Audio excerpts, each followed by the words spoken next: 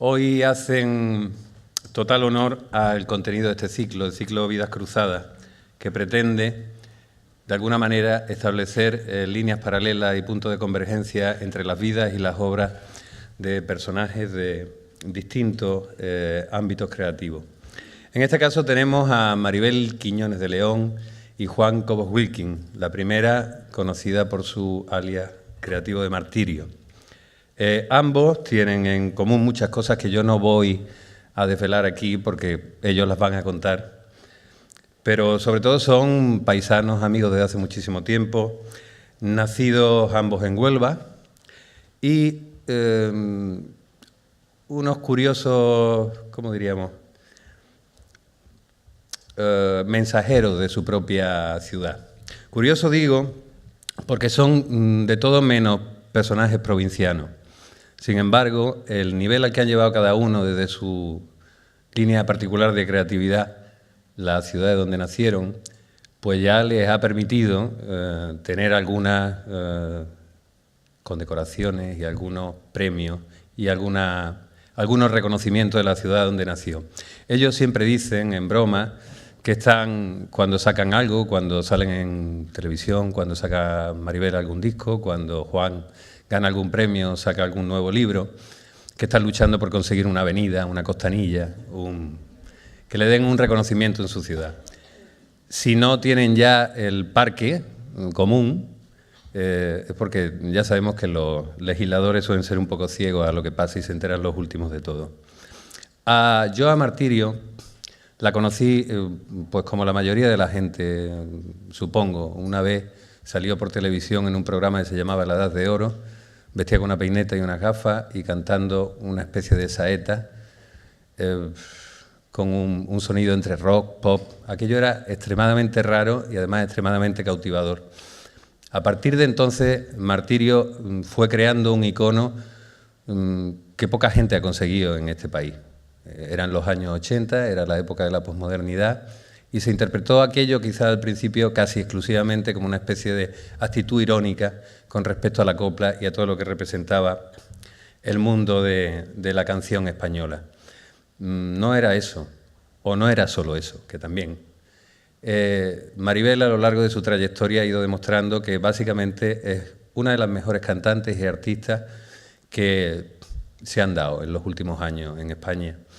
Ha conseguido fusionar una tradición, la copla, hasta con cualquiera que sean los distintos ritmos musicales que ha ido encontrando, ya sea el flamenco, ya sea el blues, ya sea el jazz, con aventuras con los mejores músicos de todo el mundo. La evolución de la carrera de Martirio nos la muestra ahora como una de las grandes damas de la canción en castellano, hasta que se atreva a cantar en inglés, que seguramente lo hará dentro de poco. Y ha elevado, de la misma manera que Juan Cobos lo hizo con su fuente, las fuentes de la copla y del flamenco, lo ha elevado a un signo de modernidad. Yo creo que ahí es donde reside la contemporaneidad de los artistas. Juan Cobos, por su parte, quizás sería correcto decir de él como poeta que es el último epígono de la generación del 27.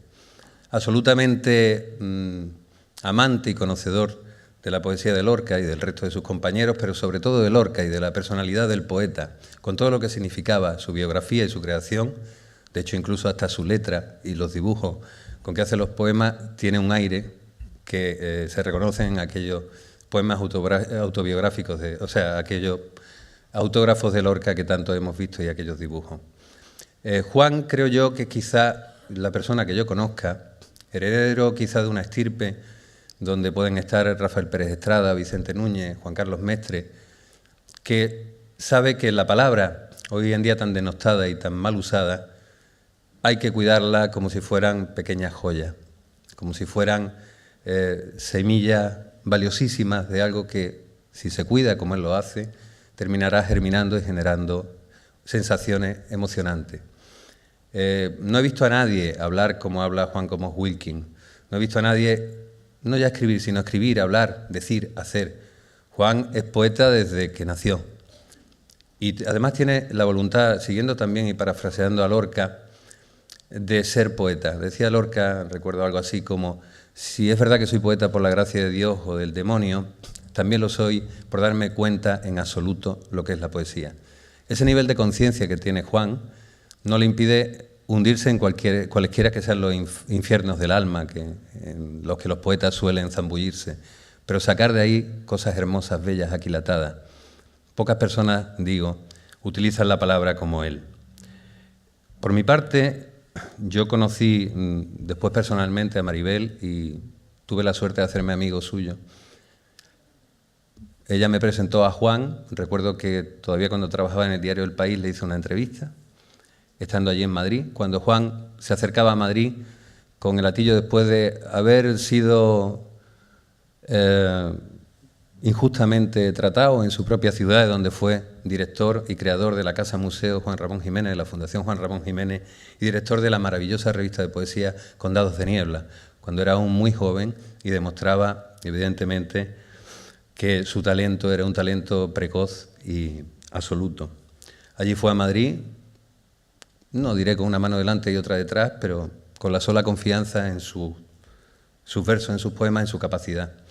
Hoy en día es un escritor absolutamente reputado.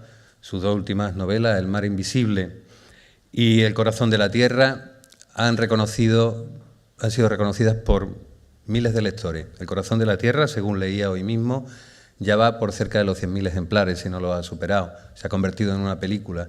Es una historia que él me contó por primera vez, que yo la escuché por primera vez de su palabra en aquella entrevista hace ya 10, 12 años. De aquello salió una novela, de aquello salió un guión cinematográfico, de aquello salió una película. Una historia terrible y una historia llena de intentos de reconocimiento a los que no tienen voz. Ese intento de reconocimiento a los que no tienen voz, que caracteriza no diré la obra, pero sí la actitud de Juan Cobos, pero también la obra, sí. Se manifestó con una de las anécdotas de él que me parecen más emocionantes. Juan Cobos, en estas lecturas que se organizan en distintos lugares, fue una vez a leer a la prisión no recuerdo la prisión, él se acordará seguramente, fue la prisión donde pasó sus últimos días Miguel Hernández, y una prisión que le sirvió a Juan para escribir la novela El mar invisible, sobre la represión de los homosexuales en las cárceles franquistas. Cuando Juan descubrió que de su libro, de sus dos libros, de sus dos novelas, había más de 500 personas en la prisión esperando, haciendo la petición para leerlo, se convirtió en un asiduo de aquella prisión y va habitualmente a leerles a los presos. No se me ocurre una manera mejor de identificar a una persona con lo que hace. Juan y Maribel, Maribel y Juan, son muy, muy queridos y admirados amigos míos. Podría contarles un montón de anécdotas e incluso les diría, si alguna vez tienen la suerte de coincidir con ellos íntimamente y están viendo un programa de televisión, pídanle que jueguen con ustedes a las cabidas. Es un juego común, es decir, ¿quién se parece a quién? Pero eso lo han convertido ambos en todo un arte. Son capaces de buscarle un parecido y establecer relaciones entre una rana y una mesa, algo que era muy surrealista por otra parte. Yo no quiero extenderme más, solamente decirle que hoy van a encontrarse dos personas que no es que tengan las vidas cruzadas, las tienen entretejidas, se conocen de hace mucho tiempo, se quieren, se respetan y representan dos pilares en lo que es la creación contemporánea española. Un fuerte aplauso a los toreros. Martirio, Juan Cobos Wiki.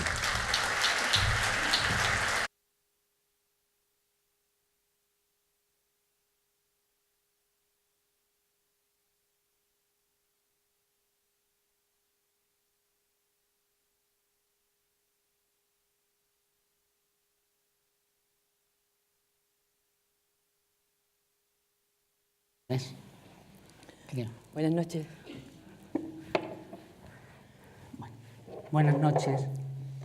Gracias por acompañarnos aquí en esta historia de vidas cruzadas, que realmente en nuestro caso hace honor al título del ciclo de vidas cruzadas, porque a lo largo de muchísimos años, Martirio, Maribel y yo hemos ido encontrándonos y reencontrándonos en lugares insólitos. Siempre coincidían en un lugar de la emoción, ¿no?, que es el corazón y en la conciencia, en los dos. Pero curiosamente, el primer lugar en el que nos encontramos, y eso hace creer que el azar a veces se convierte en destino, o como he dicho algunas veces, que al azar se le intercala una H, se convierte en azar y lo que acaba es perfumando ese destino, ¿no? Y la primera vez que nosotros nos encontramos fue precisamente aquí en Málaga, en los montes de Málaga, en el pueblo de Macharabiaya, en casa de unos amigos comunes. Yo era la primera vez que los visitaba, el pintor Bulli, la ceramista Sonia Tena, y yo había venido a Málaga en compañía de un hermano de Bulli, de José Juan Díaz Trillo, escritor también. Llegué a Macharabiaya, me recibieron con la calidez y el cariño que los caracteriza y me puse allí a hablar con ellos, cuando de pronto, yo creo que serían las 5 de la tarde o una cosa así, a las 5:30 de la tarde, se abrió de par en par una puerta, se abrieron las 2 hojas de la puerta y detrás de la puerta apareció esta espléndida mujer que hoy tengo a mi lado y dijo: ¿qué dijiste, Maribel? Me parece a mí que estoy escuchando hablar de Huelva. Yo estaba durmiendo la siesta, pero no he podido. Estábamos en casa de Bulli y Sonia, que son una gente que son para mí mis hermanos.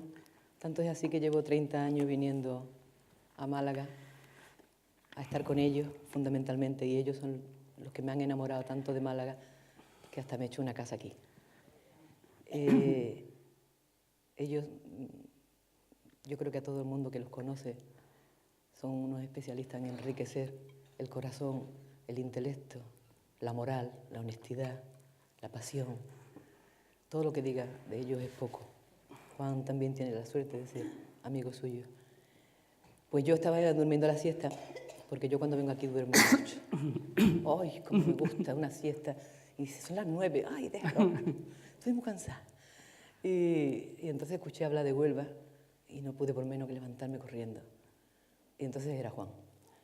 Yo había oído un poco hablar de Juan porque siempre ha sido un poeta nombrado en Huelva, pero no lo conocía personalmente. Y entonces él ya se quedó. ¿Te quedaste unos cuantos días allí? Sí, me quedé unos cuantos de días, sí. Y eso era para morirse, porque ya empezó a encantarnos a todos con esa facilidad que tiene para contar.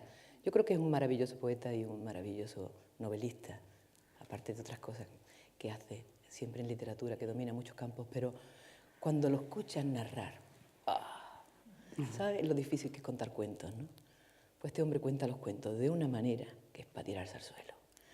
Y recuerdo siempre la chimenea y todo el mundo embobado, y él contando cosas de su pueblo, de Río Tinto, pero claro, unas cosas que si la viera Almodóvar, desde luego no dejaba escapar ni una. Y ya nos enamoró muchísimo, y estuvimos en una exposición de una galería que había aquí, que se llamaba Arras, que no sé si todavía funciona, y estuvimos en la exposición de Bulli, y él todo el tiempo hablando con nosotros y enamorándonos, la verdad. A mí me gustaría, aunque fuera cortito, Sí. que tú contaras una cosita de esa que contabas en las chimeneas.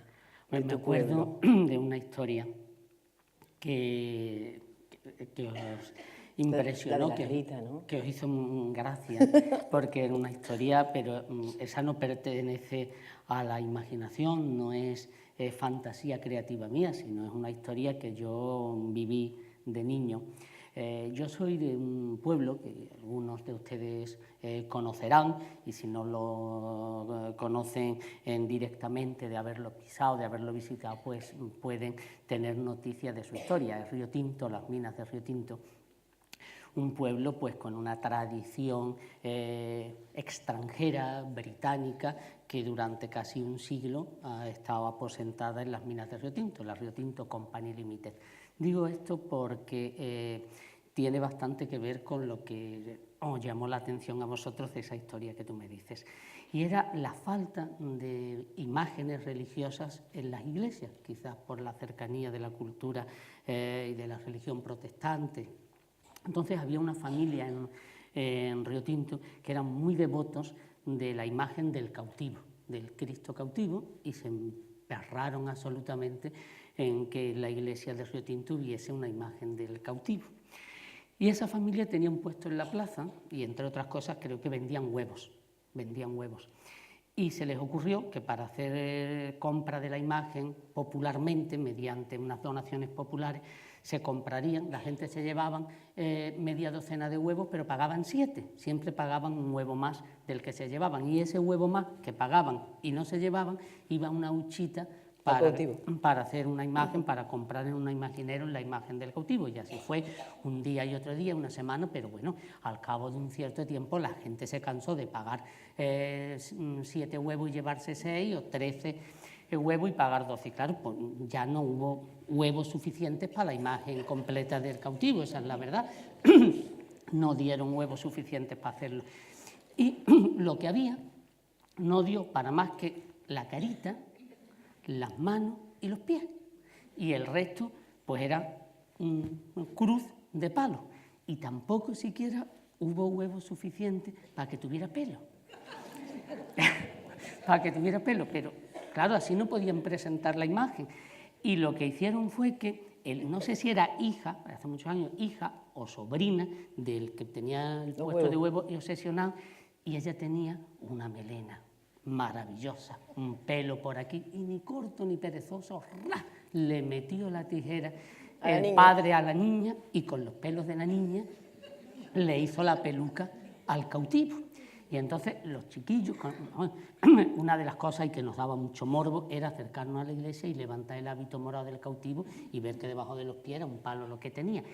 Y cuando yo conocí la historia que acabo de contarles, pues sucedió la única vez así que en el colegio me llamaron la atención, que hablaron con mis padres, y mi madre acabó, no sabía si reñirme o se moría de risa, porque hubo una especie de ofrenda, yo no sé con qué motivo, con lo del cautivo, que era pues, hacía Semana Santa, y entonces había que llevarle un ramo de flores, se le llevaba flores al cautivo. Y yo no sé qué se me infundió a mí la historia que conocía, que yo en vez de llevarle un ramo de flores, cogí de mi cuarto de baño de mi casa un bote de champú al huevo, que me pareció lo más adecuado, y lo puse en los pies del cautivo, porque como la melena era de la Desi y había sido por huevo, le puse el bote de champú del cautivo. En fin, esas eran un poco las historias que pasaban. Bueno, y siguiendo con nuestros cruces, que en la vida, esos cruces intermitentes en los semáforos. Ya después yo no recuerdo que nos viéramos mucho, pero sí teníamos contacto, nos llamábamos y eso, porque yo me había quedado completamente impresionada contigo, y yo quería ser amiga tuya. Yo digo que se me pegue algo de esto. Pues el segundo cruce, pues nosotros nos hemos ido cruzando siempre con la misma intensidad que en los puentes de Madison están los semáforos. Esos son nuestros cruces, cuando el limpiaparabrisas quita y pone y llueve y ella no sabe si bajarse, esa intensidad son las de nuestros cruces. El segundo cruce, que tiene que ver con la lluvia, fue una tarde de lluvia de finales de otoño en tu casa. En Sevilla, en la Macarena. De Sevilla, y esa historia, esa te toca a ti. Sí. ¿Cómo fue? Eso fue divino. Hermosa. Estaba yo viviendo en la Macarena, en Sevilla, entonces él vino a hacer alguna cosa a Sevilla, me llamó y estuvo por casa. Total, que yo estaba de limpieza y empecé estaba sacando álbumes antiguos y fotos y eso, con una gente que yo vivía. Total, que estábamos allí con unas huelgas llenando las fotos, mira qué fea, mira qué vieja, total. Y entonces aparecieron unos recortes de periódicos de cuando yo tenía 16 años, que me hicieron reina de la juventud de Huelva. Entonces yo con la banda, el trono, todas las niñas. Y resulta que cuando me nombraron y todo eso, hacían un certamen de poesía juvenil, y a la reina le correspondía entregar una rosa de plata al ganador del poema premiado. Entonces yo recuerdo de ir con mi padre a la joyería, comprar la rosa, tenerla allí en una especie de almohadoncito precioso al lado del trono, y entonces íbamos dando los premios hasta que llegó la poesía, y yo le entregué la rosa de plata al poeta galardonado. Cuando Juan miró la foto, me vio vestida de reina Y se vio la foto y dice, pero si este soy yo. Eso es una cosa alucinante. Después dicen que casualidad. Esto está todo escrito, seguro. Eso fue realmente hermoso. Yo es que ese Nos quedamos, instante lo de tengo verdad, grabado en la memoria. pero muertos los dos, ¿no? Porque claro, eso teníamos como unos 14 años. Tú más o tendrías menos. 14 años. Bueno. ¡Qué pena! No, yo tenía 16, tampoco es tanto. Bueno, y claro, y después ya habían pasado bastante tiempo. Pero nosotros no nos acordamos para nada de eso en nos acordábamos. Macharavilla. Fue al pasar, yo lo recuerdo, pasé la página de Del la foto periódico, sí. y dice, tú dijiste antes, en esa foto estoy yo dándole el premio al poeta ganador, yo paso así, pero si soy yo, si eres tú, y ya fue. Y fíjate que después la rosa esa como símbolo ya está tangible, fue la que nos volvió de alguna manera a unir en un cierto proyecto, es decir, que era la rosa que ha estado permanente, no como la de Rilke envenenada que murió al pincharse con la espina por la oruga que había pasado, pero a mí me parece que después el siguiente cruce... Es que la rosa es la primera canción que yo grabé. Claro. Con música de Kiko Veneno y, por supuesto, la letra de Lorca, de Doña Rosita la Soltera. Claro, Esa fue la primera canción que yo grabé, primero con Villa, Harcha, ¿no? Primero con Harcha y después en el primer disco mío, de Martirio. Que era lo de la rosa mutable. La rosa mi amigo mutable. Moreno Villa me contó la historia Bonita bonita de una flor, y es que en el jardín ¿Cómo era la historia de la rosa mutable? Es ¿no? la rosa mutable, sí, la rosa mutable que está en Doña Rosita la Soltera, o el lenguaje de las flores. Es la historia de una... La metáfora de la soltería. De la soltería, la rosa que en el comienzo de su vida es rojo pasión, y a medida que van pasando las horas, Lorca la centra en 24 horas, estrictamente en un día. Nace por la mañana y se abre de ese color intenso de tus labios y del pañuelo, y a medida que van avanzando el día y van pasando las horas, palidece, se va volviendo de un color más apagado hasta que al final, con la noche, es blanca completamente y se caen los pétalos. Y en el jardín de mi casa, en Río Tinto, no es que hubiera exactamente una rosa que cumpliera ese ciclo de las 24 horas, pero hay una rosa que debe de ser de esa familia, de la prima de las mutables, que es verdad que cuando sale el capullo es un rojo intenso y acaba, cuando se cae, siendo no blanca, pero de un amarillo muy pálido, y eso es verdad. Y la rosa mutable fue también la canción, la canción de la rosa que cantaste, una que se preparó para un viaje que hicimos en un tercer encuentro. Eso te iba a decir, que eso es casi un tercer cruce, ¿no? Que es un tercer cruce. El primero fue en Málaga, Sevilla, y el tercero fue un poco más largo. Sí. ¿Te acuerdas, el tercero, ¿no? fue en Bruselas. Más lejos, en Bruselas. En Bruselas. La Unión Europea había considerado que había que darle un apoyo a la cultura española y celebrar la cultura española, y hicieron muchísimos actos, y los dos últimos, recuerdo que lo cerraron las Furas de Pau, y nosotros nos encargaron un espectáculo sobre Lorca. Entonces fuimos mi hijo Raúl a la guitarra, Juan y yo. Entonces Juan al principio iba a hacer el guión, pero como él habla como habla, lee como lee, y cuando lo viste se parece, porque yo ya insistí en que hasta que se pusiera un poquito de cura en los ojos, su palomilla, se vistió de blanco y se puso el pelo con gomina, y era un susto verlo, la verdad, ¿eh? Después le hicieron una foto y todavía estamos espeluznados, sí, con el parecido que tenía. Entonces él cogía un atril. Qué pena de ese espectáculo, me gustaría hacerlo otra vez. Yo pensaba solo hacer el guión, pero Raúl, tu hijo y tú, me embarcaste en una historia, y cuando me di cuenta iba drogado en un avión camino de Bruselas. Y con una palomita en la maleta, una chaqueta de hilo blanco, y habíais comprado hasta el fijador. El fijador para ponérmelo en el pelo y que tuviera... Sí, pero era hermosísimo, porque él, Raúl estaba en su guitarra, yo en mi micro, y él estaba delante con un atril y iba recitando y contando cosas como si él fuera Federico, ¿no? Es una cosa maravillosa. Y ahí fue, la primera canción que cantamos era La Rosa.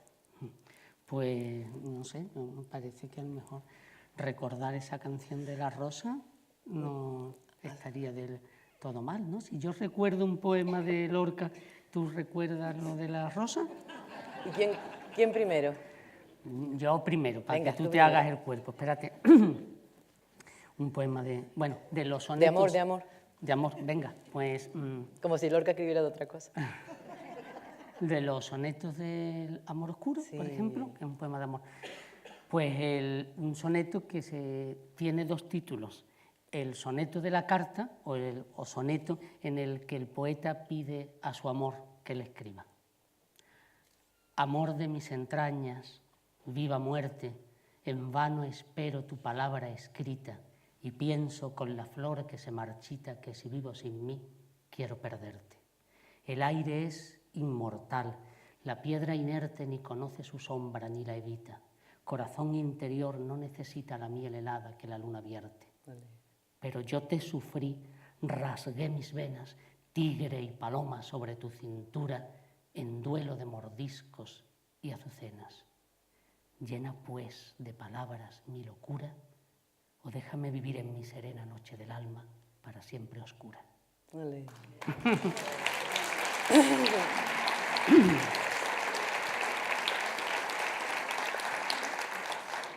Pues ahora lo prometido es deuda, así que eso es más difícil ya.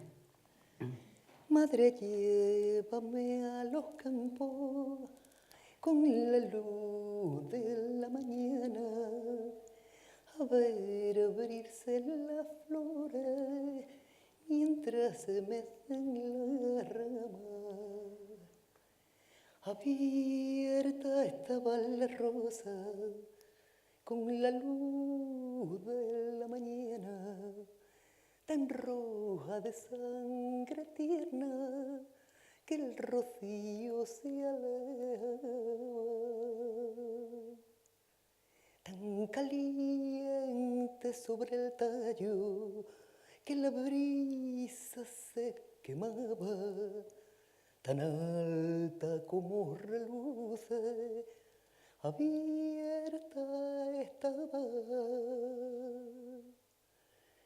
Abierta estaba la rosa, pero la tarde llegaba y un rumor de nieve triste le fue pesando la rama.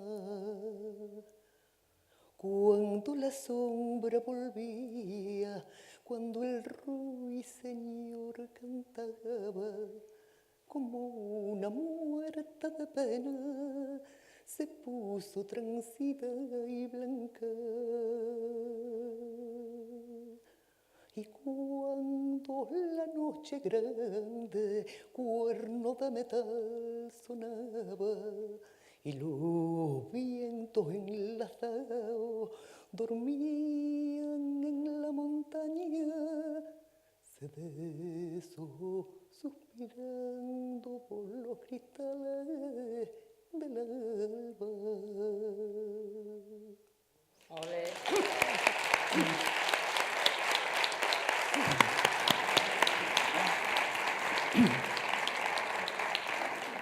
Pues el siguiente cruce de Bruselas. Nos han cruzado hoy como si fuéramos un jabón ibérico. Uy, sí. Hoy hemos visto un titular en un periódico que dice martirio y cobos se cruzan. Cruzados, no ya cruzados directamente. Yo creo que vamos, que yo me he traído esto porque si alguien lo duda, para que vea que entre una cantante y un escritor, pues el cruce es un disco libro. Pues sí. Pues yo no creo que otra cosa es que vamos a parir un cruce libro, un disco libro, y aquí está ya, o sea, que lo tuvimos ya en su momento.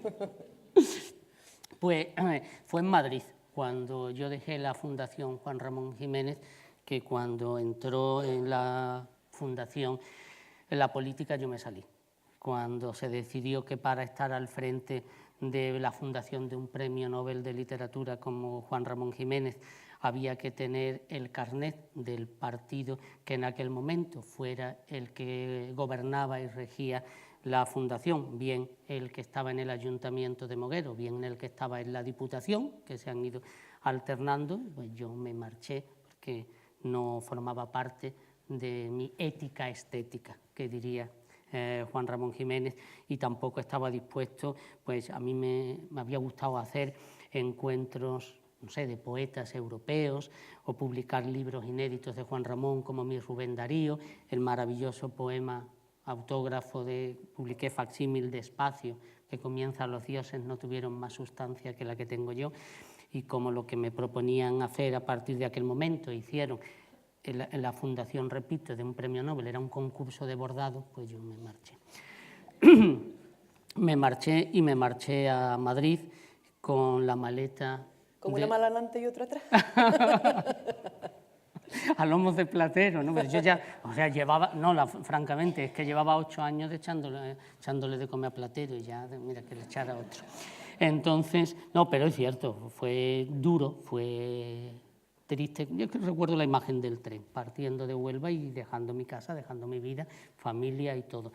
Y bueno, llevaba una maleta en una mano y en la otra, pues la Olivetti Lettera, que ayer decía yo que era el ordenador portátil. Me corrigió y me dijo no, tenía que ser por esa. Digo, sí, es verdad, una lettera que me regaló mi padre en la fundita verde. Y llegué a Madrid, y esas llegadas y a esas grandes ciudades, aunque yo había estado allí porque había estudiado mi carrera en Madrid, pero era muy distinto, en las que la imagen del abandono, de la soledad, por lo menos para mí, es ir por la Gran Vía de Madrid un sábado o un domingo por la tarde y tienes la sensación de que vas en sentido contrario de toda la gente. Tú vas por la Gran Vía hacia arriba y todo el mundo va hacia abajo, o viceversa, y todo el mundo va con alguien cogido de la mano en un grupo, y tú vas solo cruzando la Gran Vía. Bueno, pues afortunadamente yo llegué a Madrid y tuve una casa en la que quedarme, y tuve el calor de esa casa y de la persona que habitaba en ella, que era Maribel, que era Martirio, y en tu casa estuve viviendo hasta que conseguí un piso y poderme establecer en Madrid, y ahí sí comenzó un cruce que fue permanente, porque fueron bastantes los años que yo viví en Madrid, ¿no? Y empieza a coincidir para nosotros con un cambio, con un giro, con una evolución en importante en nuestros respectivos quehaceres, ¿no? Yo empiezo a... Mira que estábamos en crisis, ¿eh? Pero es que la creación, Maribel, siempre sale de un momento de crisis, ¿no? Es decir, cuando uno se coloca sobre la cabeza, yo qué sé, si te pones lírico, la interrogación del cuello del cisne; si te pones más dramático, el garfio de un capitán pirata, ¿no? Pues, ¿cómo está de aquí? Bueno, pues cuando estás con ese interrogante y con la crisis, cuando verdaderamente yo creo que es que surge la tensión personal, la tensión interior, el preguntarte por qué, para qué, qué, y hay una eclosión al mismo tiempo, ¿no?, que te produce la creación. Y en ese momento ambos estábamos ahí, afortunadamente estábamos juntos, y yo comencé a gestar la que iba a ser mi primera novela, que era El corazón de la tierra, mientras tú te ibas acercando a la fusión y a la transgresión de la copla con el jazz y con los demás. Yo quiero decir que a mí me parece que Martirio, y lo escribí en un artículo, creo que en El País, verdaderamente es pionera en muchísimos campos. Ha habido muchas personas que han venido después, que han fusionado distintos géneros, pero cualquier persona bien nacida debe de reconocer y debe de saber que fueron caminos y territorios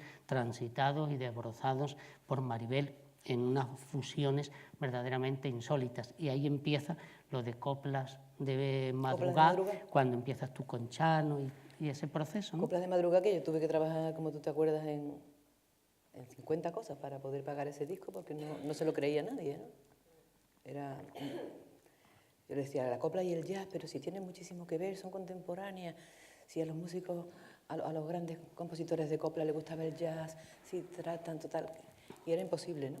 Y después, yo creo que es el disco que más he vendido.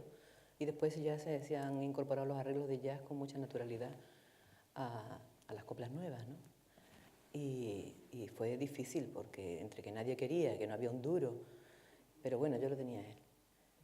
Y claro, ahí fue una gran inflexión en mi carrera, porque, no sé, que cambió mucho mi cabeza, cambió mucho la recepción de la gente. Me sumergí en el jazz, que me ha enriquecido mucho también. Y pudimos llevar la copla a los festivales jazzísticos y salir al extranjero y ver cómo los músicos de color, grandes músicos de jazz, se quedaban flipando con Torres de Arena, ¿no? Era una cosa verdaderamente hermosa. Y entonces Juan estaba... Yo creo que tú habías publicado muchísima poesía, pero es la primera vez que escribías una novela realmente en serio, ¿no? Sí, yo había querido dejar y retrasar la escritura de la que iba a ser mi primera novela, El corazón de la tierra, para, no sé, para cuando yo creyese que estaban más o menos veladas mis armas literarias, porque la historia del corazón de la tierra yo la había oído por primera vez a mi abuelo siendo un niño. Me la contó cuando tenía unos 10 o 11 años y a mí aquello me impresionó profundamente. Yo me había prometido que si algún día era escritor y yo quería serlo, contaría esa historia para dar voz a personas que no la habían tenido. Y yo sabía que era una historia en la que yo era un transmisor, en la que yo me sentía, y de hecho así fue, me sentí como un medium mientras la escribía, ¿no? Para dar voz a personas que habían sido acalladas y a una página de la historia, no solo de esa tierra, sino una historia andaluza universal, ¿no? Que había sido andaluz, secuestrada, ¿no? Era una especie de Novecento andaluz. Y yo no quería que por premura, por falta de conocimiento, por no tener la arquitectura de la escritura... Hace falta una madurez, ¿no? Hombre, porque para escribir novela tienen que haber pasado muchos trenes, tienes que haberte subido a trenes, tienes que haber perdido trenes, tienes que haber viajado en vagones solo, tienes que haber viajado en vagones mal y bien acompañado y hasta tienen que haberte pasado por encima el AVE en algunas ocasiones, ¿no? Y es otra cosa distinta del poema y eso lo necesitaba. Y ahí comencé a escribir El corazón de la tierra y yo me acuerdo en esa época que tú estabas, como hemos dicho, con las coplas de madrugada y a mí me parecía fascinante y me parecía un punto en el que yo tenía que reflexionar el riesgo de martirio de, una vez consolidado, una forma de cantar, de ser apreciada por la gente, de ser hasta venerada, de ser portadas en las grandes revistas europeas, en Alemania, en Francia, en Italia, que te entrevistaban los mejores periodistas de Europa. Yo he visto esas portadas, el éxito que era la línea del estoy mala, del madurito interesante, la gente volcada completamente y lo fácil que hubiera sido repetir una y otra vez hasta exprimir y forrarte para que no tuvieras necesidad de tener que embargar para poder hacer coplas de madrugada, ¿no? Y lo fácil que hubiera sido con eso y sin embargo, de pronto, sin renunciar a nada de eso, eso formaba el pozo de tu conocimiento, pero dar un giro, un cambio y apostar por una evolución y por una forma nueva de enfrentarte, que curiosamente, ¿no? En tu caso sale de tus raíces, de donde tú eres, escribes El corazón de la tierra. Sí, pero no me devuelvas la pelota, que yo quiero que tú cuentes lo que significaba para ti sino que la historia maravillosa de para mí, por hacer ejemplo, eso. la copla pues, es una cosa que había escuchado desde pequeña y te estoy diciendo que la inflexión de nuestras carreras, de alguna manera, empieza por volver a la raíz. Exactamente. De ahí sacamos quizás un germen maravilloso, ¿no? Pero fue duro, Maribel. Fue durísimo porque no se lo creían. Y además porque la copla era un poco intocable, ¿no?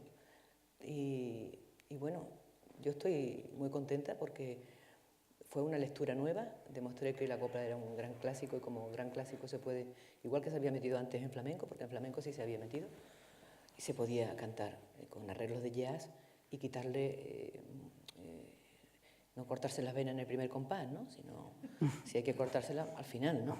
Y no sin alaracas, sino cantando unas canciones bellísimas. Hay canciones que no canto, por supuesto, porque no van conmigo, ¿no? Es un repertorio tan maravilloso y tan extenso que puedes elegir canciones de a las madres, a las ciudades, a los toreros, canciones que tienen mucho tinte machista, pero hay unas joyas que son perdurables para siempre, que se podían cantar de otra manera. Y bueno, hubo gente que decía que no, pero después yo me di cuenta que, y porque me han venido con el tiempo mucha gente que no le gustaba la copla, o que la tenía un poco rechazada por considerarla la banda sonora del franquismo de alguna manera, y al verla vestida con otro traje, fueron capaces de darse cuenta de la grandeza que tenía y que tiene la copla, ¿no? Nada más que hay que ver lo que está triunfando desde la Gran Vía hasta Canal Sur, ¿no? Es así. Y fue duro, pero fue de las cosas que más satisfacción me ha dado. Después, tanta satisfacción que después hicimos en el 2004 con Chano Domínguez también, y una big band ya puesta de largo, y ya, o sea, con todos los arreos, hicimos un pedazo de disco de jazz con copla que se llamaba Acoplado, y entonces me dieron el premio de la SGAE de copla, ¿no? O sea, de no quererte grabar nadie y tener que hacer todos los concursos que había en el mundo para poder pagar el disco hasta lo otro, ¿no? Así que estuvo bastante bien. Un pequeño salto en el tiempo, que a medida que ibas hablando, de pronto me ha venido de eso, de esa pugna, de esa lucha para poderlo sacar adelante, a cantar en un centro, en un templo del jazz en Estados Unidos, en Nueva York. Bueno, y ya sé que todos los músicos, sí, que eran americanos, eso es. Ese pedazo, bueno, aquí, si alguien vino al concierto que hice de Primavera en Nueva York al Cervantes, con esos músicos, con Kenny Drew, que era un pedazo de negro, grande, grande, grande, y chiquitito y lindo y sensible, pues conseguí que tocara La Bien Pagá. Y en Nueva York tocamos La Bien Pagá y mira que cantamos canciones, pero la gente se quedó con eso muerta. O sea que la verdad es que esa riqueza es enorme, ¿no? Y como tú no lo vas a decir, lo digo yo. Y el New York Times sacó una página llamándote Diosa de la Oscuridad, que eso es muy bonito. Oye, eso es muy bonito. Eso parece que lo has escrito tú. Bueno. Diosa de la Oscuridad, qué cosa más linda. Me dicen cada cosa, me han dicho de todo, ¿eh? De verdad, ¿eh? Desde que tengo los ojos violetas, ¿verdad, Juan? Bueno, eso es una lucha grandísima, porque hay un grupo de periodistas que están obsesionadas, porque eran mujeres en este caso, en que Maribel Martirio tiene los ojos violetas y no hay manera de demostrar que no los tiene violetas. ¿De dónde han sacado eso? Los ojos violetas, pero desde que eres Martirio, eso está escrito y publicado, sí. Recuerdo en El País, en otro periódico, los ojos violetas como Liz Taylor, y ya una vez, míramelo bien, bueno, pues sí, insisten que es violeta, pero bueno. Lo que esta parte de algo, si queréis que os miren algo, tapároslo, ¿eh? No hay cosa más grande en el mundo, vamos. ¿Por qué te pones la gafa? Para que me mire los ojos. Esas son de esas respuestas fantásticas tuyas que yo he escuchado alguna vez que un fotógrafo te haya dicho una foto sin gafas y tú has dicho los desnudos que me los pague Interview. Sí, sí. ¿No? Bueno, oye, los siguientes cruces fueron ya internacionales absolutamente. Lo que sucede es que no coincidíamos. Sí. Yo llegaba y tú te ibas, porque o tú llegabas. Allí, un poquito boquerones, allí en Madrid. Sí, un poquito boquerones, sí. Y soñábamos con... Pero yo te llevaba por las tardes. Yo digo una cosa, ¿eh? Yo vivo en Madrid porque no tengo más remedio, me vendría a Málaga en cuanto pueda, pero no tengo más remedio por el trabajo, ¿no? Pero es que tú en Madrid te suben el ascensor y cuando llega abajo te han quitado 6 euros. De verdad, ¿eh? Es una cosa tremenda. Sí. Pues entonces, como estábamos un poquito boquerones... Pues yo te llevaba por las tardes plum cake de nueces. Sí. A merendar. Qué pena. Los plum cake. Pero eso que ya después fueron cruzando, que cuando ¿no? estábamos así siempre soñábamos con que nos íbamos a ir de viaje por aquí, por allí, y fantaseábamos de los sitios que nos gustaba ir. Y al final terminamos yendo, porque lo que se desea, si se desea, sí, termina pasando. Terminamos yendo a todos los sitios, pero cada uno un mes sí, antes que el otro. En algunos sitios hemos estado con diferencias a lo mejor de 24 o sí, 48 horas. En México, en Colombia, en Chile, en Italia, en Cuba, en Miami. Es verdad, en Miami, que estaba yo en la feria del libro y tú de Estados Unidos ibas a cantar, yo qué sé, en Bulgaria, en Nueva York, también que nos hemos cruzado, en fin, ahí ha habido ya unas historias. Y después ya lo que viene es cuando yo ya me marcho de Madrid. Que no, tú no te marchas. Ah, no. No, tú no te marchas todavía. Todavía no estaba terminado el libro del corazón de la claro, Tierra. Sí, es verdad. Y entonces me propuso Editorial Planeta sacar un libro. Y entonces pues Juan tuvo la deferencia de ayudarme. También me echó una mano Héctor Márquez, que consiguió que me comprara un ordenador. No se me olvidará nunca. Y medio que aprendí un poquillo, ya ahora sí, ¿no? No, tampoco te creas que... Pero vamos. Pero que yo decía, ¿yo cómo voy a coger un ordenador? Pues sí. Y entonces escribimos entre los dos. Con prólogo de José Luis San Pedro. Con prólogo de José Luis San Pedro, que es un ser que yo adoro absolutamente. Y con dibujos de Beli. Era una especie de contar un poco los por qué me vestía así, qué significaban los colores, qué significaba toda la indumentaria, cómo había sido un poco la carrera, las fatigas que había pasado también, unas fatigas triples. Y mucha alegría también, ¿eh? Y entonces, pues, empezamos a escribir y pudimos plasmar una de las cosas que más nos unen. A nosotros nos encanta el lenguaje, nos encantan las metáforas y cachondearnos, la verdad. Y reírnos muchísimo con las palabras, inventarnos palabras, acordarnos de cosas de Huelva antiguas y darle la vuelta. Y nos hemos reído tanto con eso.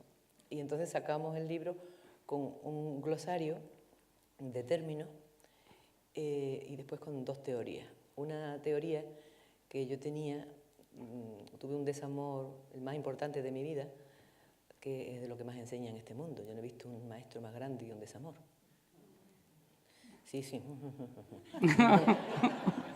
Mucho dinerito en terapia, ¿eh? Un pedazo de psicoanálisis engordado. Y entonces hice una teoría.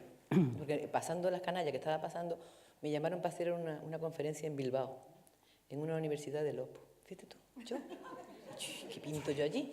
No, de lo que tú quieras, de lo que tú quieras. Y entonces se me ocurrió hacer una... Por favor, contar en una universidad de Lopo la teoría. Eso, pero si la gente se quedaba muerta. Yo dije, Claro. Cuando terminó aquello, yo decía, aquí no se entera nadie de nada, pero bueno.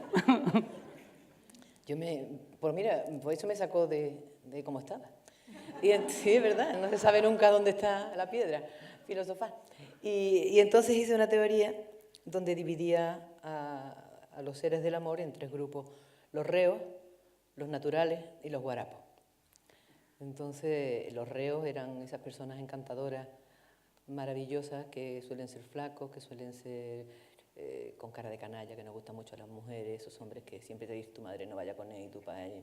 Esos hombres que están siempre en el fondo del bar, como si no los quisiera nadie, eran queridos desde que nacieron, ¿sabes?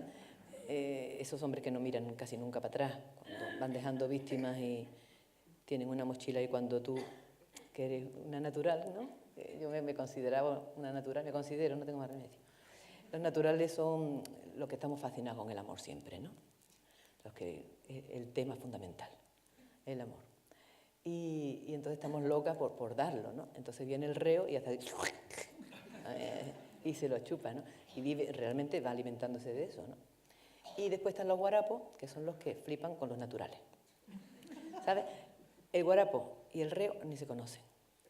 O sea, el reo va a mirar a un guarapo enseguida, porque ahí no hay relación ninguna. Sin embargo, el guarapo flipa con los naturales y entonces le hace todos los favores del mundo, ¿sabes? Esa persona que de pronto tú dices, ay, tengo que poner unas cortinas, ay, yo te las pongo. Porque tengo una mudanza, yo voy. Es que es una lavadora, no te importa, la lavadora. Y tú te quedas un poquito así, ¿no? Y después ya, al poco tiempo, ya empieza con los mensajitos. Pues te he dejado 3 mensajes y no me has llamado. Pues es tu cumpleaños y no me has invitado. Ese punto, ¿no? Bueno, hay una cosa que lo describe muy bien.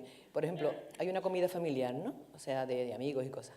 Entonces, los reos están en el salón con su cerveza o su vino y su periódico. Los naturales están haciendo de comer con sus ajos, sus perejiles, sus cosas. ¿Y tú, cómo te va? Pues no sé cuánto, no te puedes imaginar que no sé cuánto, no sé qué. Y el guarapo es el que va a comprar cerveza y el postre. Eso es así. Total, que hice la teoría de la bola de la vida del amor, saqué un disco también, el disco más triste que he hecho con mi vida. Muy bonito, ¿eh? Pero muy triste, qué pena. Qué pena. Y después teníamos la otra teoría, que era la mostra, ¿no? La teoría de las cavidas. Yo no me reí más en mi vida con eso. Bueno, y todavía, ¿no? O sea, todavía porque... Hay tanta gente enganchada a las cavidas. Es que ya he enganchado a muchísima gente con eso. Eso es una cosa que jugamos desde siempre, porque vosotros habéis jugado también, y a todo el mundo le encantan los parecidos, ¿no? Decir, este se parece a este, se parece a... Ay, me suena tu cara, no sé cuánto, no sé qué. Entonces yo saqué, le cabe, ¿no? Como que le cabe, como si se lo hubiera metido dentro, ¿no? Una posesión. Una posesión. Entonces, hay cabidas para mejora, como cuando la persona que te cabe, digamos que está más que tú, y cabidas para peora, cuando está para los cartones. Lo que pasa es que, claro, aunque muchas veces no sienta bien que te digan, te cabe no sé quién, y tú, cuando te cabe alguien, ay, sí, ¿sabes? Pero hay que aprender, porque las cabidas son un espejo que te hace ver muchas veces cosas tuyas que tú no quieres ver, y se aprende mucho de las cabidas, ¿no? Entonces ahí está en el libro. Hay cabidas para mejora, cabidas para peora, hay cabidas antes de la bomba, ¿no? Cuando dice, le cabe no sé quién antes de la bomba, porque está más nuevo, ¿no? Le cabe después de la bomba, que ya. porque le ha pasado estragos de la vida, se ha desfenestrado, perdido. Cabida después de la bomba. Sagas de cabidas, ¿no? Son como una familia de cabidas. Por ejemplo, los Ketama con Sandokan, con Luis Mariña. ¿Os acordáis de Luis Mariña? Con Julián Lago, ¿no? Son los mismos, son una familia de cabidas, ¿no? Son como unas cabidas matrioscas, le decíamos también. Vamos, algunas del libro, ¿no? Miramos algunas. Espérate que voy a terminar. Sí, porque había más cosas. Había cabidas por corresponsalía. Eso es muy curioso, porque si a A le cabe B y a B le cabe C, A y C se caben. A. Se sienten. Y dice, pues no le cabe, pues le cabe. Hay otra que es, quiere que le quepa. ¿Sabes? Que es que le tiene un poquito de envidia y cosas, y está todo el día imitando gestos, vistiéndose igual. ¿Sabes? Y quiere que le quepa. Eso se da mucho en presentadoras de televisión que no tienen programa propio. Quiere que le quepa, ¿no? Esa cosa. ¿Y qué más cosas había? Había muchísimas. Vamos a leer algunas. Venga. ¿Vale? Ah, yo tengo algunas aquí de las nuevas. Espérate. Bueno. Tengo aquí una de las nuevas. Bueno, hay una evidente que es Miguel Poveda y Nadal. Ahí que es Josica, ¿eh? Tengo por aquí de las nuevas Luis Pastor con Celentano. Tenemos Escotado con Eduardo Mendoza. Chávez con Resines. Sí. Arosamena con Paco Lobatón. Estas son nuevas, ¿eh?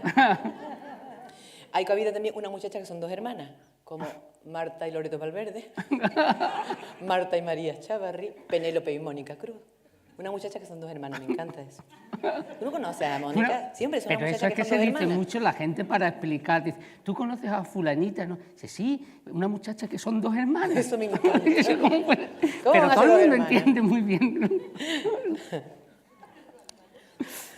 Hay Carolina Cerrezuela con Patricia Conde. Esa también es buena, ¿eh? Nuria Fergó con Paz Vega. Mira el cúpico por aquí. ¿Cómo van cogiendo cabida, eh? No, es que este es el alumno bueno. Ah, bueno. ¿Quién más por aquí? Roberto Benino con Jorge Javier Vázquez. Esa es buena. Pollito de California con Nick Nolte. Esa es de altura, ¿eh? Rafael Ascona, el guionista, con Nicolás Redondo. Anda, por párpados. Bueno, aquí podríamos estar... ¡Ay, tengo una buenísima! Johnny Depp con Rafael de joven. Esa verdad. es buenísima. Que Rafael también tiene un Jim Morrison de joven, que también tiene un Bunbury, ¿eh? Ahí hay un ambiente. Oye, ¿y Helio Berhager y Antonio Gala no son también lo mismo, la misma persona ya? Puede ser, pero también está la cabida peliplateada. Bueno, pero esa es la de los canarios. Los canarios, los presentadores, los escritores canarios, a partir de un momento se peliplatean todos. Sí.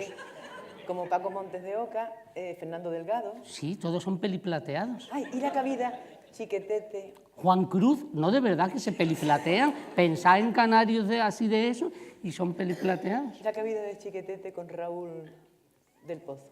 Sí, ¿Te inflado. gusta? Inflado. Ah, bueno, claro, hay cabidas infladas y cabidas jibarizadas. Que jibarizan. Depende, claro. Ay, Roberto Carlos le encontró una muy buena, que no es fácil, ¿eh? Con Nacho Cano. Sí. La hay, ¿eh? Mira, que me gusta. Bueno, hay una cosa que cuando la cabida es aceptada por el público, el júbilo es general. Sí. Lo malo cuando tú estás sola en casa y ves una cabida en televisión no se la puede decir a nadie. O le dices, ¿viste anoche no sé qué? No la ves. Y eso se llama cabida en vano. Pues ya las palabras, ¿no? Las palabras, ¿verdad? Sí. Venga, Juan. Y después hubo un diccionario. Bueno, el libro que nos has dicho el título es Ah, La Vuelta el libro Martirio. se llama La Vuelta Martirio en 40 trajes. El que lo quiera que me lo pida, porque lo tuve que comprar yo todos. Sí, pero no os riáis, no es porque es muy bonito y es muy bueno. Y es muy lindo. Y es precioso. Pero resulta que lo iban a retirar de pronto, los planetas. Bueno, eso lo hacen. Como hacen esas cosas que hacen. Pues dicen, lo vamos a retirar y lo vamos a poner a saldo. Digo, ¿a saldo? Con lo que a mí me costaba hoy mi Juan y San Pedro y Beli y la preciosidad que es este libro. Entonces, en ese momento tenía, qué pena, y...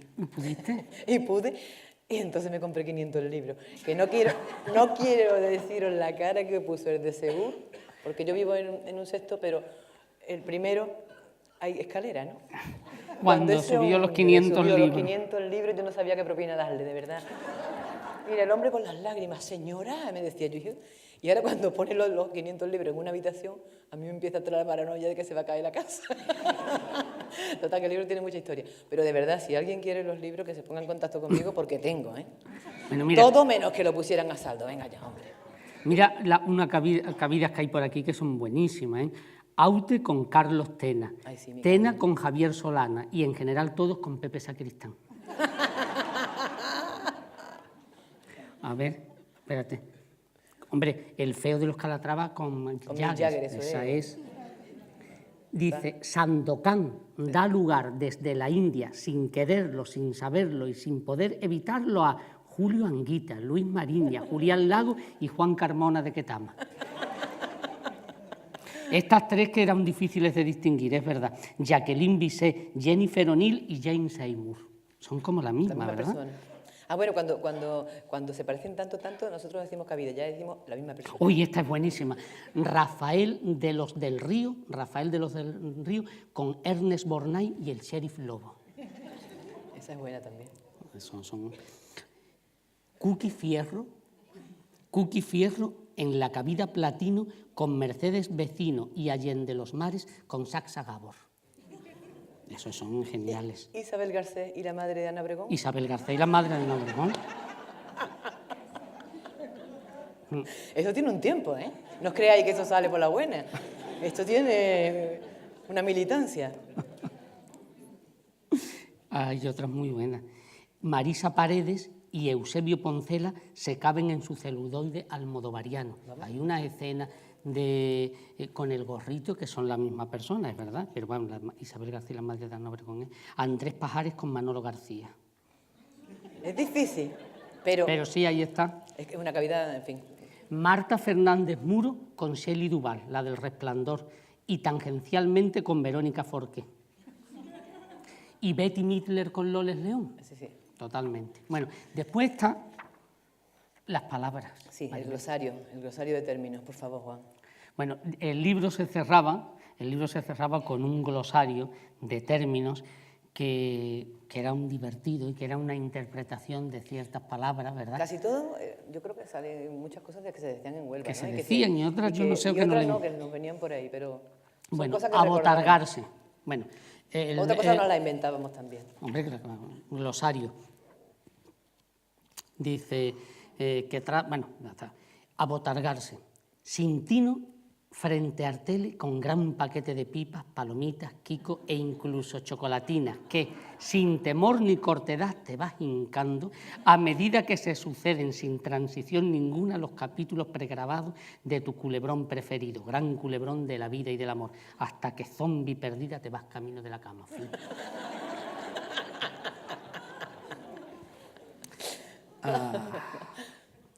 A ver, amaletarse, dícese, y bien dicho está, de aquella criaturita alzada de hombros y de cuello hundido, atortugada ella, que vive rebozada en un permanente gesto de yo no he sido, yo no sé.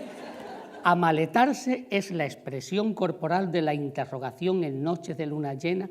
Puede vérsele a la criaturita el halo asa puente de hombro a hombro para como un agarradero que tiren de ella. Atocinarse. Ay, ese me encanta. Atocinarse. Ese es el más. Acción refleja y compulsiva de servirse pringá sin tino. Pedir un chuletón que nada más que se vea cielo y chuletón, y sin trincharlo siquiera, levantarte la camiseta y con la ayuda... Perdóname, es que hace mucho tiempo que no lo leo. Y con la ayuda del esparadrapo, que para estos casos siempre lleva el atocinado atocinante en el bolsillo, enrollarte los pliegues del chuletón a tu cintura magra y salir del restaurante con la cabeza bien alta. ¿Sí? Ay, eso como me gusta. Como te digo una cosa, te digo la otra. Como te digo una cosa, te digo la otra. Frase recurrente para mostrar objetividad ante la antítesis. Guapita de cara sí que, pero en cuanto abre la boca, qué ordinaria, hija, que basta. Como te digo una cosa, te digo la otra. Mientras lo dice, ella tiene el dedo corazón de la mano derecha ensartado en la cadena de oro del pecho y golpeándose suavemente balancea cadenciosa la cabeza hasta sacar poderosa la doble papada pelicana. Letuna, ¿no? Leo élitros. ¿Élitros? Espérate, Venga. yo alguna vez. Ya dejo por ahí algunas de las señaladas. Asimplotado. Mero, huero, mondo, lirondo. Exabrupto no es exceso ofensivo que dirigen las madres a sus vástagos cuando, por ejemplo, al bajar del autobús, el niño va y se cae. Y su propia madre, jalando de él y enrabietada frente a la mirada de su público, le da 2 cosquis a la pobre criatura que, abochornado, arrastrará hasta el psicólogo de su improbable madurez la execrable frase definitoria de su condición: este niño está simplotado.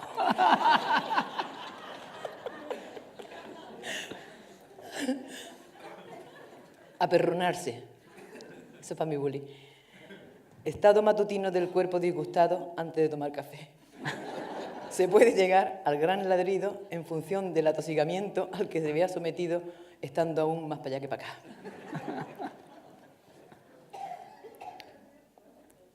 Élitros. Esa es tremenda. Marco incomparable. Pistilos venerados. Oportuna cursilería que entra por derecho, sin temor ni cortedad. Ahora, eso sí, hay que medir su uso y cantidades, como pasa con la pimienta final del guiso. Un polvito, un élitro.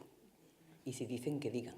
Por ejemplo, crisálida púrpura que silente me emerges de la metamorfosis tras la seda del hilo cuando me sale del higo. Esto, por ejemplo, para definir lo que es un tampa. ¿Te ha salido un E? Eso es genial. Ay, es que hace mucho tiempo que no lo leíamos. Ay, por favor. A ver. Dice, verdad, ¿eh? Qué torpe. Es que no tengo cabeza para eso. Yo para crear nada más, qué pena. Claro. Hinking. Verbo spanglish aplicable a lo que te cabe por boca. Llámese sólido, líquido o gaseoso. Referido a bebida, es imprescindible acompañarla del siguiente gesto. Brazo caído y pegado al cuerpo. Muñeca oscilante arriba abajo, con pulgar separado en movimiento sobradamente explícito de chorro de bota de vino aragonesa, camino del gaznate. En cuanto a comida, el gesto es de carrillos inflados y dedos unidos en piña, italianamente maperché, dirigiéndose a la boca. Hinking, hinking. Momento máximo del hinking. 2 de la tarde, 14 personas haciendo de comer para 18, como siempre. 4 ojos se cruzan cómplices y con el gesto señalado más arriba, casi secreto gozoso, se preguntan con sigilo, ¿hinking? Y se escucha agudísimo en falsetas, ¡sí! Y se llenan 2 vasitos y se sigue pelando ajo y se llenan otros 2 vasitos. Y si termina haciendo del aperitivo una sobremesa. ¡Sí! A ver, más cosas. ¡Ji! En el mismo Huelva, sí, afirmación. Debe decirse repitiendo el monosílabo. ¡Ji! Párpados levemente entornados y suave balanceo de cabeza en estilo pastor alemán con collar muelle en la bandeja posterior del coche, a veces sobre un pañito de coche. El pastor alemán. ¿Y en Tenguerengue? Ay, en Tenguerengue. ¿Está por ahí? Esa me acuerdo yo, en Tenguerengue. En Tenguerengue es buenísimo, espérate. En Tenguerengue. ¿Me caigo? ¿No me caigo? No me caigo. ¡Ay, que me caigo! Esto está en Tenguerengue. Toma cuerpo esta expresión preferentemente en plazas de toros portátiles y gradas de circo efímero. Terrenos movedizos, gelatina de estructura, flan en los pies. Ay. Venga, sigue tú. Bueno, una más, ¿no? Una más. Ya no me acuerdo. A ver.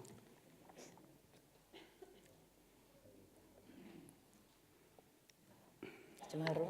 No lo hemos dicho. No sé. Yo es que...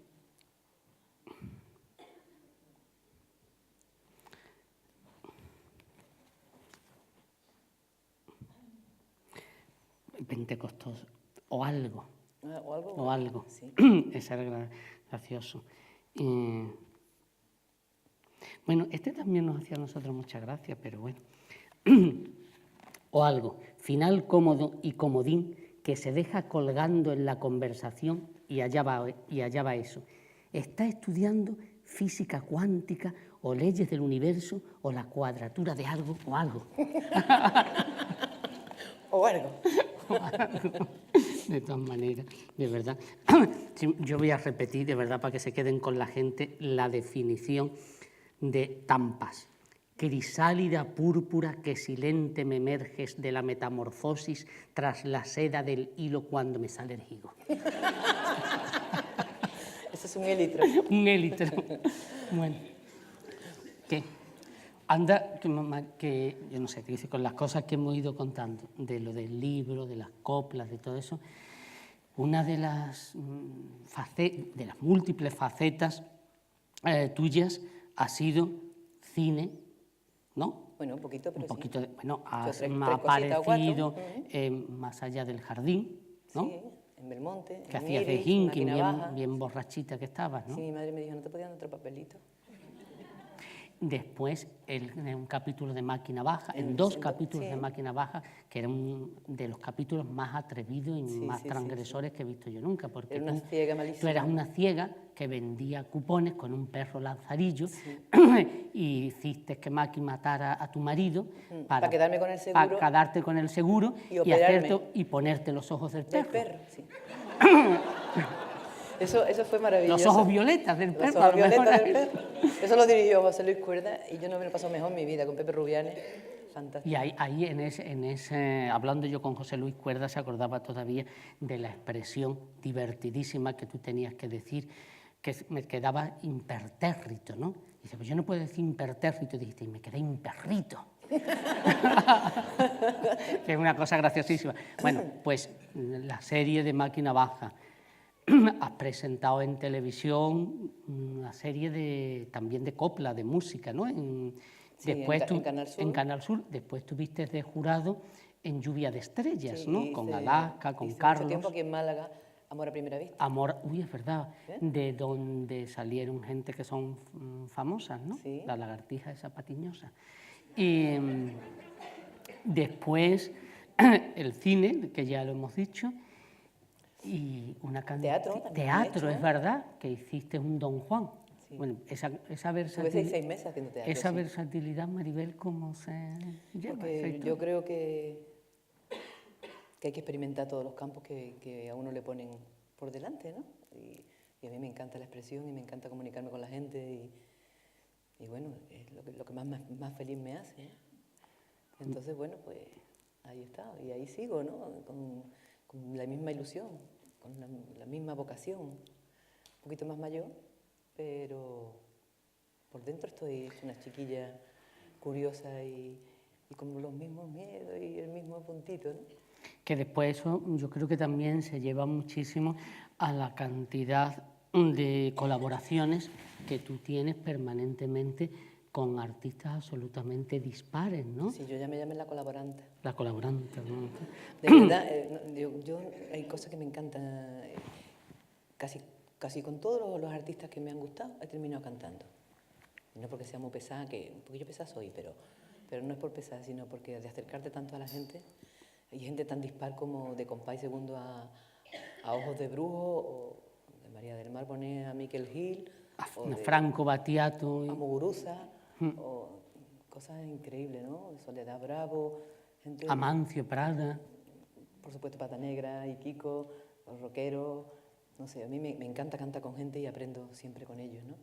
Pero vamos, si yo soy dúctil, tú, que has hecho guiones, crítica literaria, biografía, novela, poesía... Sí, pero bueno, yo siempre he considerado que eso era el mismo material, un poco en el material, que... ¿no? Tiene lenguaje completamente distinto, sí, hay que ser muy dúctil para poder hacer esas cosas, ¿no? Pero lo que sucede es que entendí siempre la palabra como la más hermosa forma de llegar a la invasión, que es la literatura que me interesa, ¿no? Junto a la literatura de evasión, que me parece estupenda y que está muy bien y que es hermosa, pero la literatura de evasión nos saca de nosotros mismos, coge el espejo y lo pone mirando fuera, hacia el exterior, y nos pasea por los alrededores y por las afueras. Y a mí me ha interesado siempre más en cuanto a la creación, no como lector, que me parece hermosísima y disfruto también con esa literatura, pero como creador me interesa más la literatura de invasión, que es la que te adentra a ti mismo, la que hace más tocar el fondo, y con el espejo todo lo contrario que la anterior, ¿no? El espejo es retrovisor, lo vuelve hacia ti, hacia tu corazón, y te hace mirarte a ti mismo. Es decir, una literatura de la conciencia emocionada y de la emoción consciente, y desde los primeros libros de poemas... ¿Qué emoción, perdona que te interrumpa, qué emoción te da cuando tú escribes una novela y es llevada al cine en una superproducción, como ha pasado con la película de Cuadri, El corazón de la tierra? Sí, pero fíjate, sí, es una emoción, pero esa es más externa, porque no es comparable en modo alguno con la capacidad de la primera palabra. Yo, por ejemplo, no fui capaz de escribir El corazón de la tierra hasta que no apareció la frase de yo tenía una amiga invisible. Eso sucedió un verano en el que había venido de Madrid a Río Tinto, y hace mucho calor, y aquella no podía dormir una noche en agosto. La masa mineral que recoge el calor de aquella zona después la devuelve, y parece que sientes, ¿no?, la flama salir de la tierra. No conseguía dormir y salí a la terraza de mi casa de Río Tinto, de la casa de mis padres. Había una luna llena de esas de dulce, maravillosa, y decidí dar un paseo a las 3 de la mañana o algo así. Y bueno, crucé el barrio inglés de Bellavista. Es una cosa que aún queda en mi memoria, el olor de unas varas altísimas de nardo blanco español que había en el jardín de mi madre, y lo tengo grabado en la pituitaria, ¿no? El olor de los nardos de aquella noche. Y fui paseando a través del barrio inglés de Bellavista hacia Corta Atalaya, ese gigantesco agujero que era en su momento la explotación a cielo abierto mayor del mundo.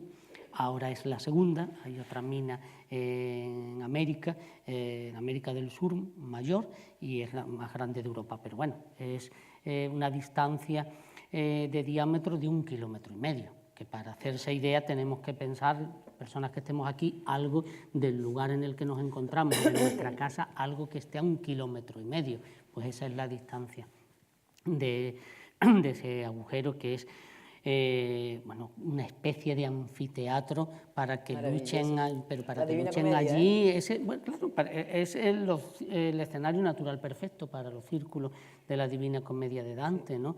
Y es un anfiteatro para titanes, para gigantes, Y asomado al filo mismo del vértigo aquel, surgió la frase de yo tenía una amiga invisible, y me di cuenta por qué no había podido escribir hasta entonces, y era que tenía una historia enraizada hasta lo hondo, hasta lo subterráneo, nunca mejor dicho, con todos los datos, con toda la investigación, pero muy profunda y muy pegada a la tierra. Y a mí, junto con las raíces, me gustan las alas, me gusta que la creación vuele, que la creación levante el vuelo, que además de ser algo que hunda las raíces de tan profundo, bote que, como los peces abisales que viven en la oscuridad más honda, generen su propia luz. Han llegado a estar tan en el fondo y tan oscuro que no necesitan ser reflejo de ninguna luz ni tomarla de afuera, ¿no? Sino que la crean por sí mismos.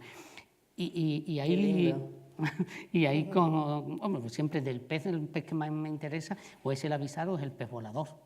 Y entonces, eso es lo que te decía, que empecé a escribir, y cuando yo estaba haciendo El corazón de la tierra, o después, mientras tuvimos Alas, o la última, la del Mar invisible, que son... El Mar invisible, que te la van a llevar al teatro, ¿eh? Parece que hay la posibilidad, sí. Qué Pues, bueno. Y estás escribiéndole cosas por ahí para un flamenco maravilloso de nuestra tierra.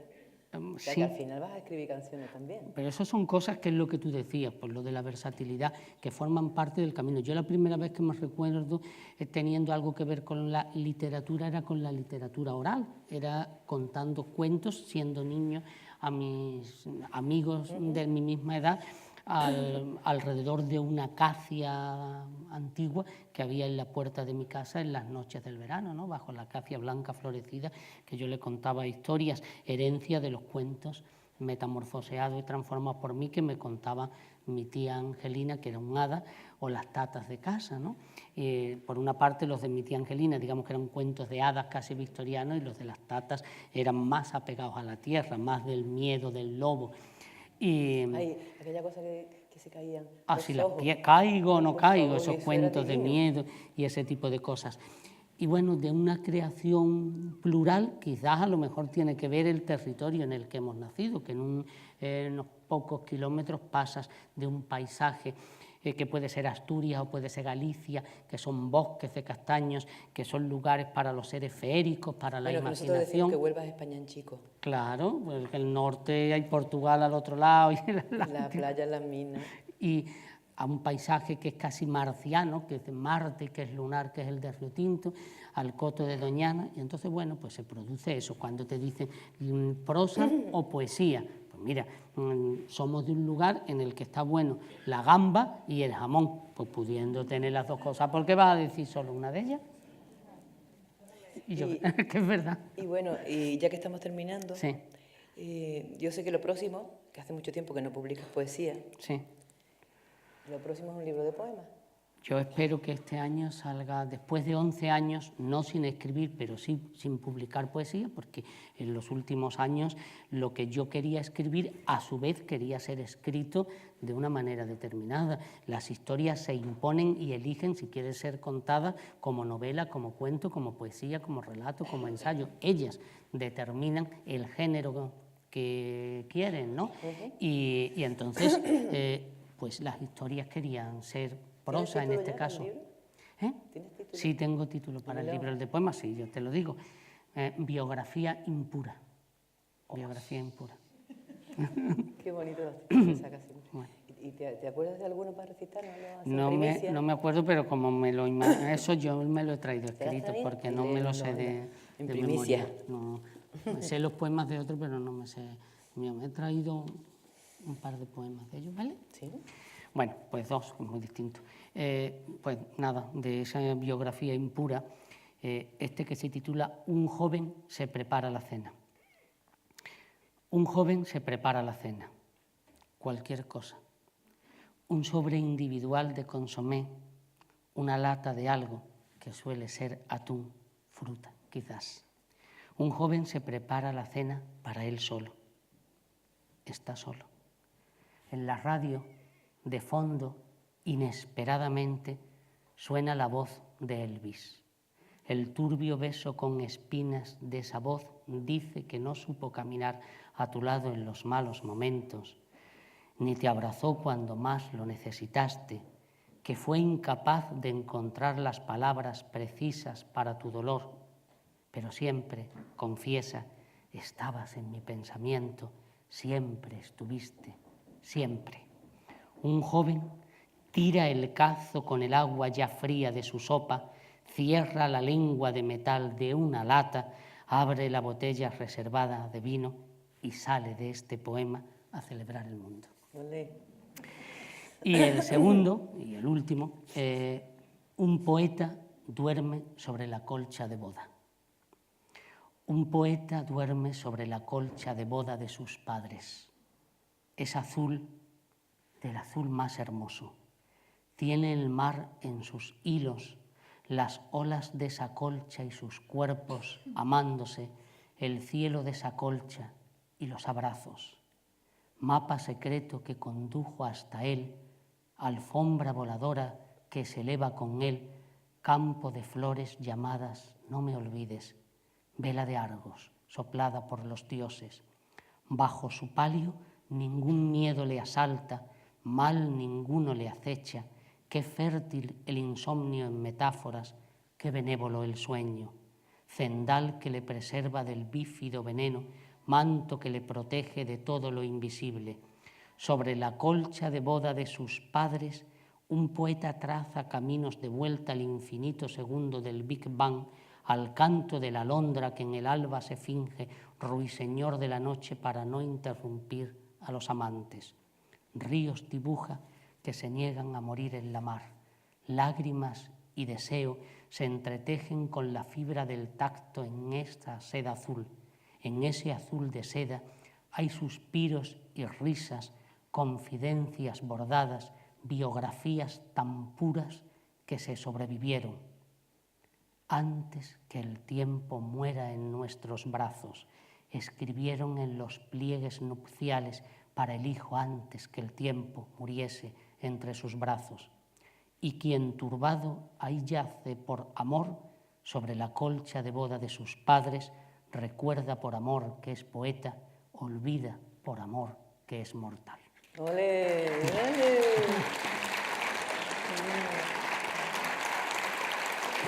Gracias.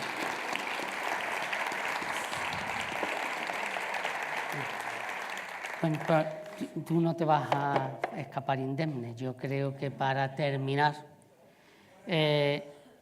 lo mismo que antes, yo sé que tú estás preparando un disco, ya está grabado, sale creo que en marzo para la primavera, ¿no? Sí. Porque tú naciste el día que entra la primavera, ¿no? ¿O es que la primavera es el día que tú naciste?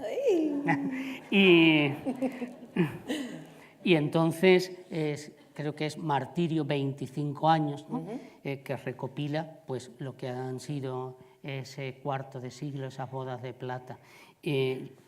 Sí, pero Cuéntanos es un mínimamente disco, sí, un poco el disco y cántanos algo, échame algo, échanos algo. Es un disco que recoge desde el productor hasta los tangos argentinos metidos en un compás de soledad por bulería, los boleros, la guaracha, la copla en el jazz.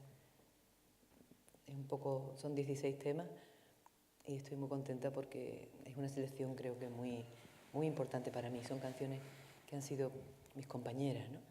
Entonces lo hemos hecho en directo con mi hijo Raúl a la guitarra y Jesús Lavilla al piano y sacándole esa esencia a las canciones, desnudándolas y volviéndolas a pasar, recordar que es volver a pasar por el corazón. Esas canciones que no han perdido ninguna su vigencia.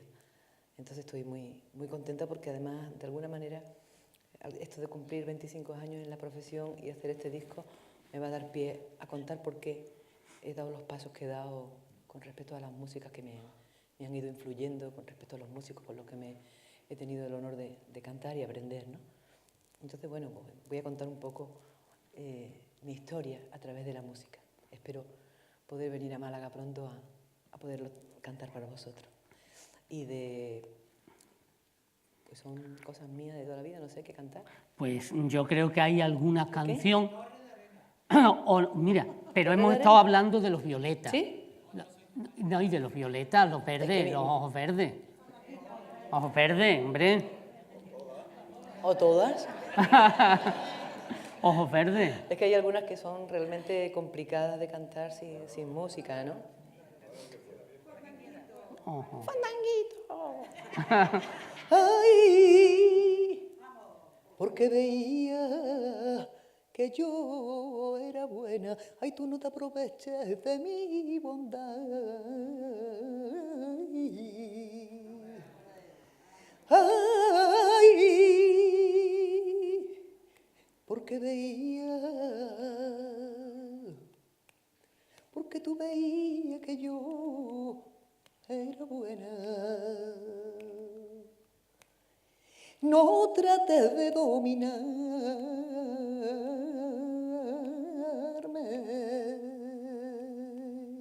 Mira que yo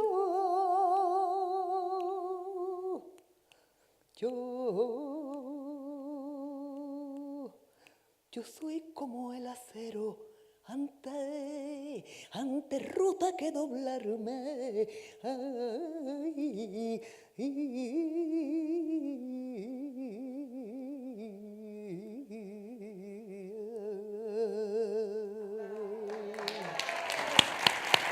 Un poquito de ojos verdes, ¿no?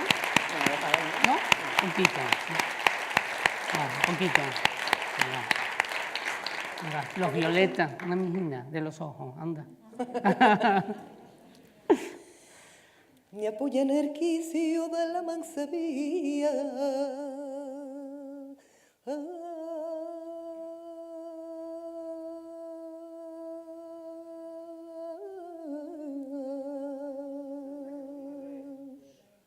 Mira, va a encenderse la noche de mayo. Pasaban los hombres y yo sonreía. Ay, hasta que en mi puerta paraste el caballo.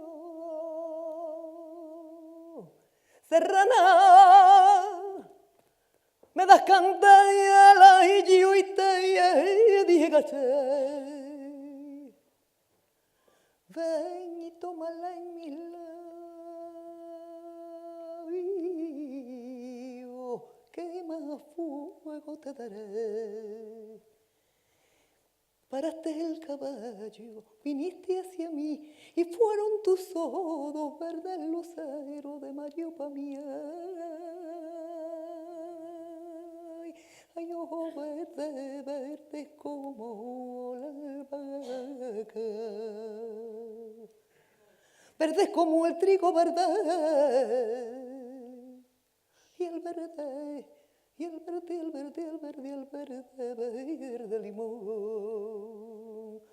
Y ojos verde, verde, con brillo de faca, que se han clavadito hoy en mi corazón.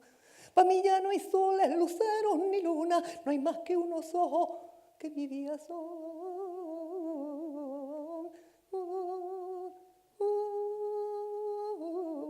Y ojos verdes, verdes como la albahaca.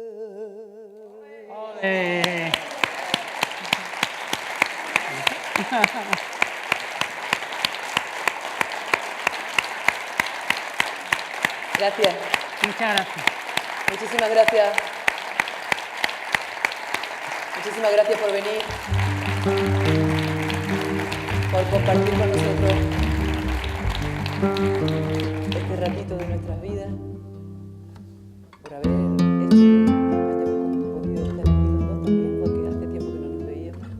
Gracias a la generación del 27. Cuando hemos llegado al hotel, la generación del 27 está comiendo ahí. Y me dice Juan al camarero, ¿pero Lorca y cernuda? Gracias a la dirección de la generación del 27 y a toda la gente que estáis aquí de Málaga, que os quiero y que me voy a venir aquí ya mismo. Gracias. Muchas gracias.